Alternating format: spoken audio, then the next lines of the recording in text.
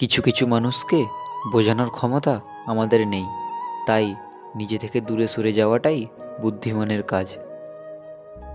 পৃথিবীর সবচেয়ে নরম জিনিস হচ্ছে মানুষের মন। এটা ভাঙতে কোনো হাতুড়ির প্রয়োজন হয় না, শুধু মুখের কয়েকটি অবহেলিত ভাষাই যথেষ্ট। কেউ যদি অবহেলা করে, দোষ তার নয়, দোষ নিজের।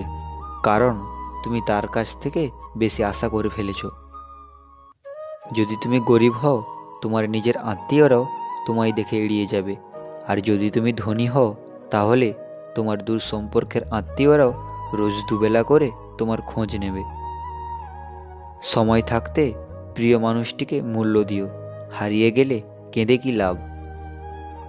সম্পর্ক টিকিয়ে রাখার ইচ্ছা যদি দুই পাশ থেকে থাকে, তবে কোনো সম্পর্কই ভাঙা সম্ভব নয়। যদি কমে যায় ভালোবাসা আর বেড়ে যায় দূরত্ব, তবে বুঝে নিও প্রয়োজনের বেশি তুমি দিয়েছিলে গুরুত্ব। মায়া ত্যাগ করতে শেখো, দেখবে কষ্ট এমনিতেই কম হয়ে যাবে। যে যত বেশি ভালো ও সরল মনের মানুষ হয়, তাকে তত বেশি কষ্ট সহ্য করতে হয়। এটাই দুনিয়ার নিয়ম। নিজেকে এমনভাবে তৈরি করো যে তোমাকে ছেড়ে চলে গেছে সে যেন তোমার জীবনে ফিরে আসার জন্য আফসোস করে। জীবনে দুই ধরনের মানুষের থেকে দূরে থাকবেন: এক, ব্যস্ত মানুষ; দুই, অহংকারী মানুষ। কিছু কিছু সম্পর্ক শেষ হয়েও হয় না।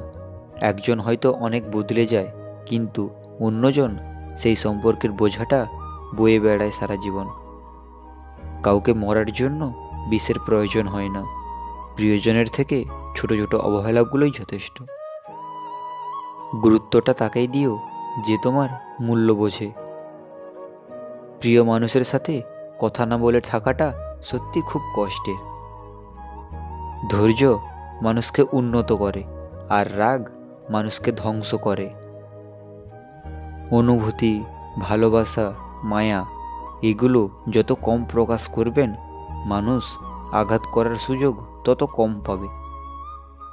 সম্পর্ক কখনো তৃতীয় ব্যক্তির জন্য ভাঙে না, সম্পর্ক ভেঙে যায় তার জন্য যে তৃতীয় ব্যক্তিকে প্রশ্রয় দেয়।